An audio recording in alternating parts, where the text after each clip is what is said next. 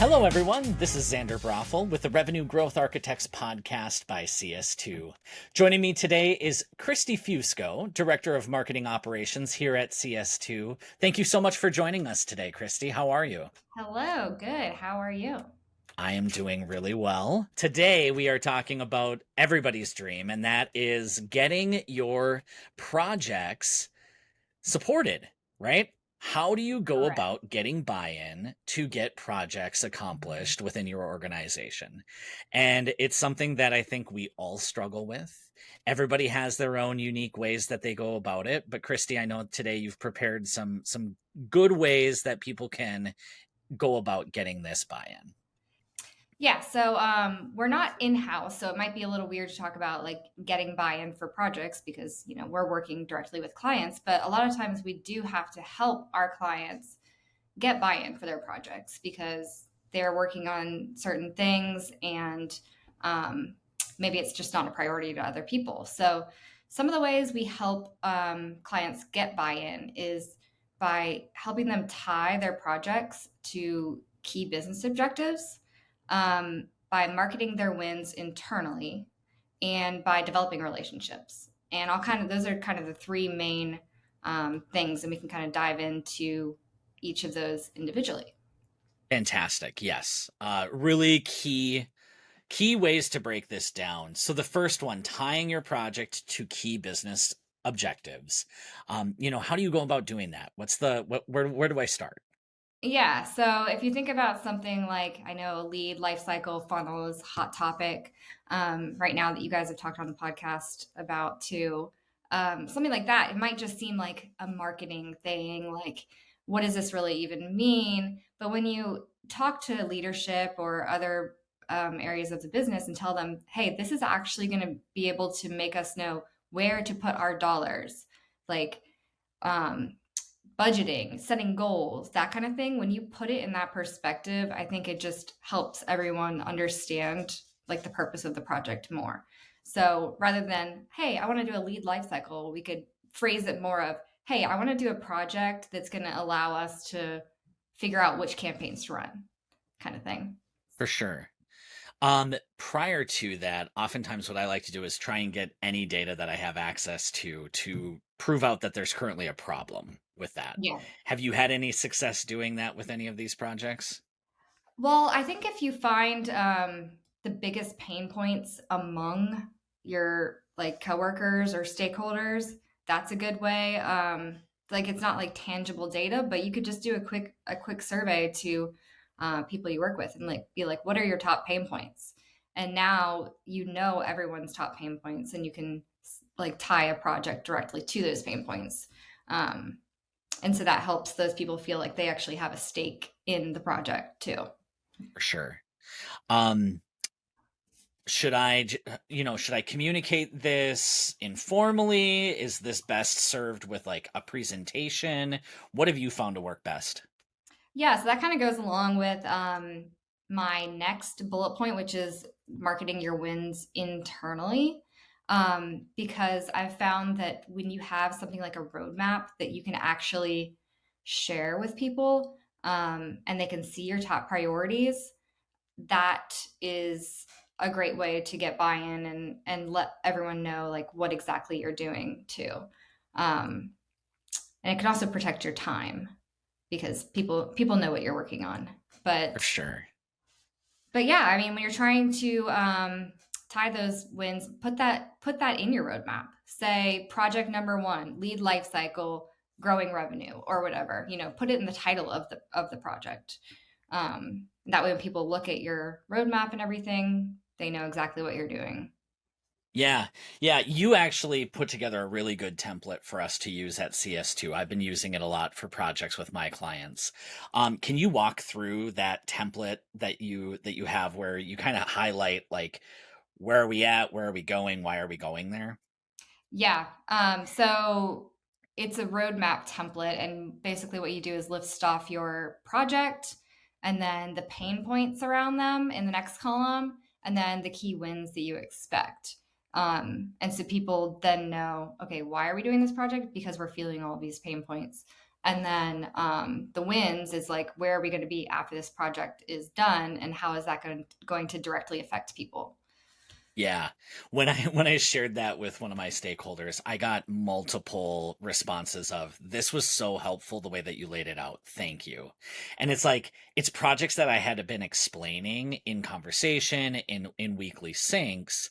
They knew that we were recommending to do a specific project, but like until they really saw what was being solved and what the outcomes were going to be, that's where it really clicked. So probably could have saved myself a bunch of conversations had I just set that up in the first place. And it's always a good reminder to go back to, very clear communication up front to get that buy-in. Exactly. And I think when we're living in the like marketing ops world, we can get kind of like narrowed in on like the details of how to exactly do something. It's like, okay, how am I going to do it? What list do I need to set up? What operation, like, all the really minute details of how to do something. And you kind of forget, okay, let's zoom out and see what is the purpose of why we're actually doing that. Because when you communicate that to people, that's when they get it, I feel like. For sure. And I think that we've spoken about this on previous episodes, but I always think that it's worth revisiting. What are some of the different categories of wins that you can think through? Oftentimes I just always go back to, well, how is this going to bring in more revenue?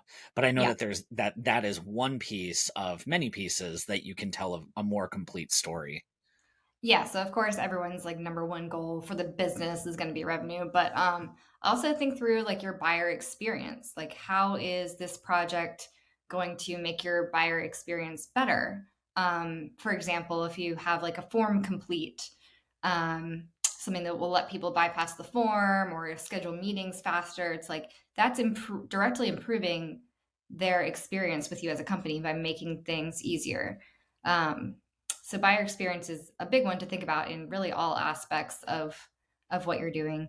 And another one is efficiency. So time is money. Anytime you can make things more efficient and reduce the time it takes to do things, that's going to be a win for the company as well. Absolutely. It's difficult to really tie it to a dollar amount, but if you can, that's Yeah. really great. If you can say there's 7 people doing this process, it's currently taking an hour. If we reduced it down to 30 minutes, it's going to save X amount of time annually. That's a whole head count. Like the more that you tie those things together, the better, right? Yeah, and I mean, you might not have those before the project, but even if you can get those kind of numbers after the project, and then communicate that to everyone, like for example, a speed to lead project, right, where we're like controlling our order of operations and taking the time from someone filling out a form to sales being able to work them.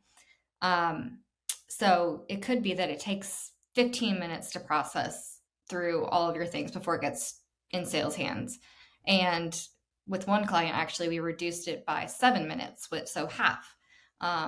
And then when after the project, when you're able to say, "Hey, we did this project and we actually reduced the time by half," which 7 minutes, yeah, it doesn't seem that long, but it could make or break a sale in Yeah. some cases. So um, that kind of goes along with sharing those wins with everyone, so they know what you're doing, they know how these projects are helping to improve the whole experience and everything. That's fantastic. There's one more category that I always like to highlight as well, which is raising visibility into data.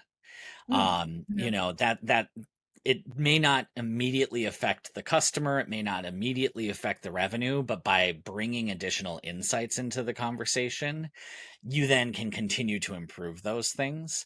And oftentimes, like when I'm starting with a new client, it's usually a executive leader who's saying, I need reporting.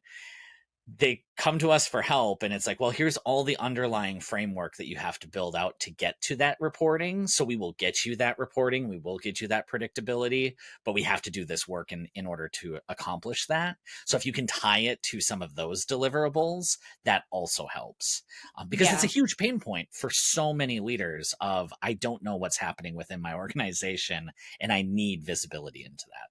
Yeah, even if you can like create like a mock report, like this is the type of report we would be able to get if we had this data, makes it a little more more tangible of why you're going to be doing that project. 100%. So, yeah, And then always end that project with a report. We always say that, and sometimes it exactly. doesn't happen. And if you don't have a report, the project probably never actually got done, as far as the executives are concerned. So definitely something to start with, getting the buy-in and then finishing out with those wins. So let's double click a little bit into the wins and communicating those effectively. How do you recommend going about that? Yeah. So, I mean, what you said about the report is um, showing reports for every project is a really good one. Because often, like in marketing ops, we can go day to day, just like chugging along through things and never like taking the time to show the results of what we did. So it could be through a report that just shows the data you got. It could be through something like a QBR, a quarterly business review, where you're taking people through all of the projects you worked on. um, it could even just be an email that says, "Hey, this is what we did. This is the results we saw." Um, just really making sure you are communicating it every chance you get. Um, and then people will start to develop trust and be like, "Wow, this person, every project they do, they show me these great results," or whatever. Um, so yeah, I think that helps a lot. Absolutely. I know when I think about QBRs that a marketing team does, if marketing ops is not currently a part of that QBR, try to get involved, because that's a great way for you to get visibility across the organization. They're usually attended by executive leadership, maybe sales leadership, maybe customer success. So it's really a great way to be able to highlight what your team is doing, especially because you're collaborating with most of those organizations anyway, most of those departments either way. But sometimes you just need to do that even internally. So that's where like an email newsletter, as you mentioned, can come in handy. Yeah, Um, it can protect your job too. When, when everyone's worried about layoffs and everything, doing things to highlight your wins, even on a personal level, I think is good. Yes, absolutely. You always want to be the first person that somebody thinks of in a positive way by showing the results of your work. And there's many people who don't either have that opportunity or take that opportunity. So Hmm. definitely step up where that is concerned. You mentioned earlier on the roadmap and making that public. What are some ways that people can always ensure that the team is aligned on what the roadmap is? Well, if you have a project management tool, that's a great way to do it. But if you're kind of like forced into a project management tool that maybe doesn't work for those purposes, I mean, something like a simple spreadsheet, even just some sort of living document that's kept up to date that people know when they go to it, they're going to see status updates, they're going to see dates, target dates, and all of that. And keeping that document in a place where people can find it and access it easily. Um, so like I like a lot of times on Slack, if you use Slack, or if people listening use Slack, there's the pinned things at the top or the bookmarks. I like to put bookmarks on channels. So if you had like a marketing ops channel, you could put a little bookmark for your roadmap there. Um, or if you have a company knowledge base too, and you have like a little like page for your area, you can put it there too. Yeah, for sure.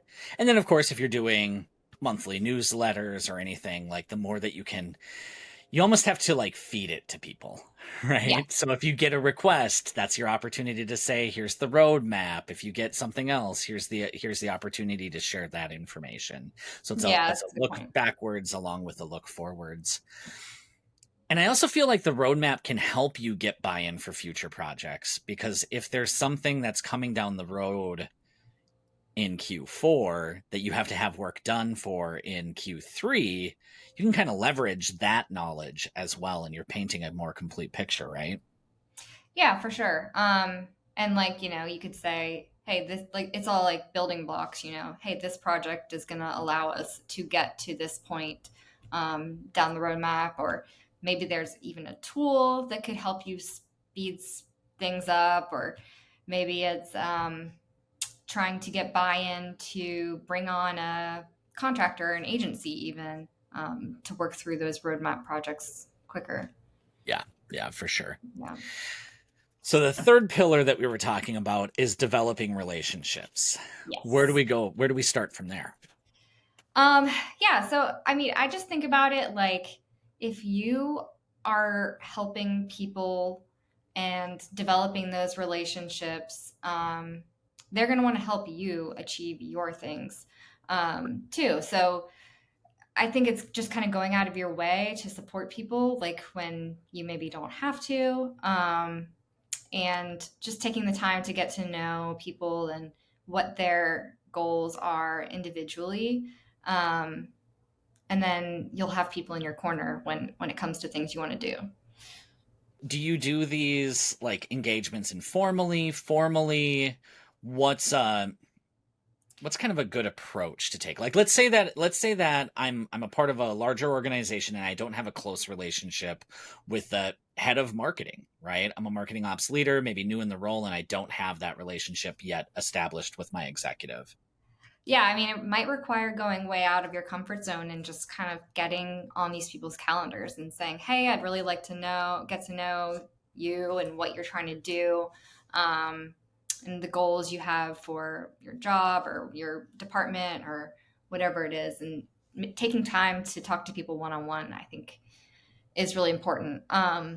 But again, like I know for me, it would be hard to kind of go out of my comfort zone and do that. But I think you'll find that people actually really like that. They like sharing what they're doing um, with other people who are interested in it.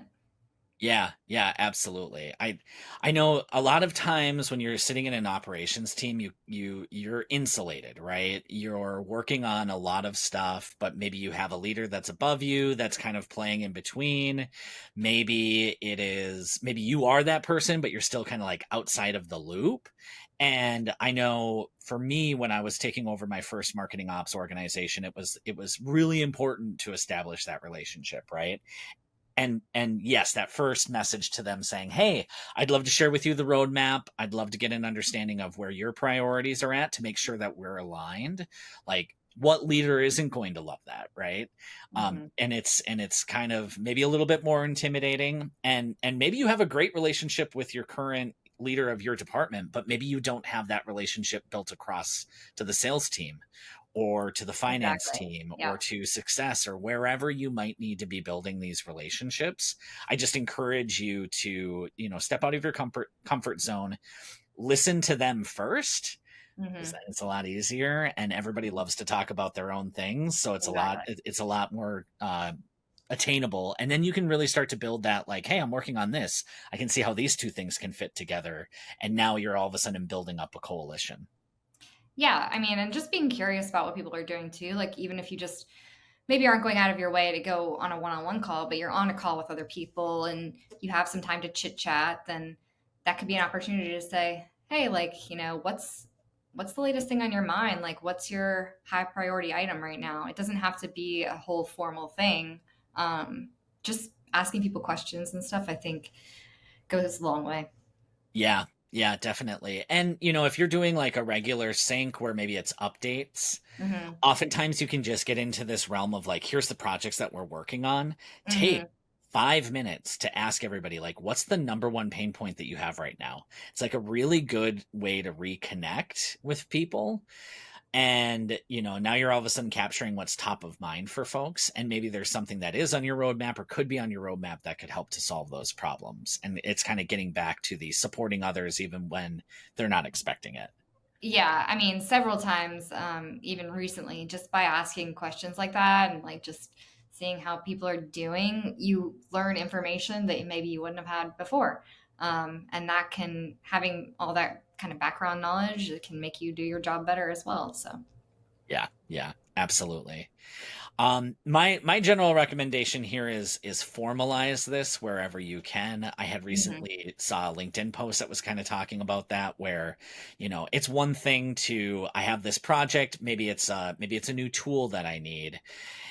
you can say all of the things about the company, you can say how you're going to go about building it, all of those pieces, but without having like a formal project plan and a formal business request, like you're not going to be able to move it forward no matter the size of your organization. If you're a super small startup, you still have to be able to show this is what it's ultimately going to get us in the end. So I highly encourage you to take that time to really put your thoughts onto paper, preemptively build up those relationships, and it's going to go a lot further.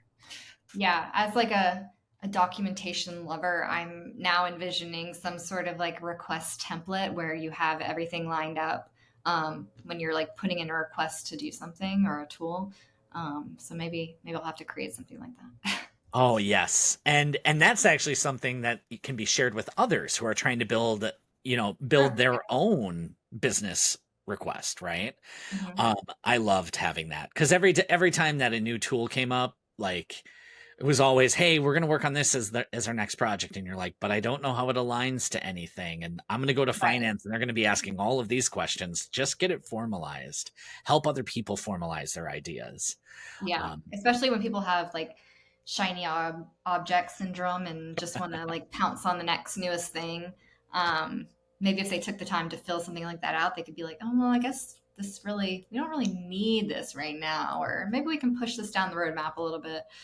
Exactly. I Yeah. remember when I was sitting on the IT side, and you would get somebody who would come back from a trade show, and it would Oh, be yeah. like, here's the 5 new tools that I want, and you're like, okay, that's just a new tool now. Let's really start to formalize this. So yeah, Christy, as the lover of documentation, that would be super helpful. Yeah. Coming right up. Any other closing thoughts or anything that you want our audience to really take away with them today? Um, I think just when you are, working on your day-to-day projects, you can a lot of times just get sucked into it. And I'm just kind of trying to encourage people to like take a step back, think about how everything fits into the bigger picture, and maybe even like put your just business hat on instead of like your marketing hat, and think about what makes sense from a business perspective. And I think it'll go a long way, and um, it'll help you get closer to leadership, because leadership is often thinking about those big picture goals. So it could be a career enhancer as well. Absolutely. Absolutely. Christy, great advice for our audience today. Thank you so much for joining the podcast. Yeah. It's good to have First you back episode, on. first episode I've been on individually, so I might have to come back and share some other topics now that I've got my feet wet with this one. Yeah, that would be great. I know that you've done a few group podcasts, Right. but definitely a good voice to have on, and you are welcome back anytime. So let's figure out some other topics to share with the group. You've been working on some really fun stuff here at CS2, and you've been working with some great clients. So I know that there's a lot to share. Yeah, for sure. Well, thanks so much for having me. Great to chat, Of and course. we'll talk soon. Sounds great. And thank you for listening to the Revenue Growth Architects podcast. If you enjoyed today's episode, share it with a colleague, give it a review. We really greatly appreciate it. Thank you, and have a great day.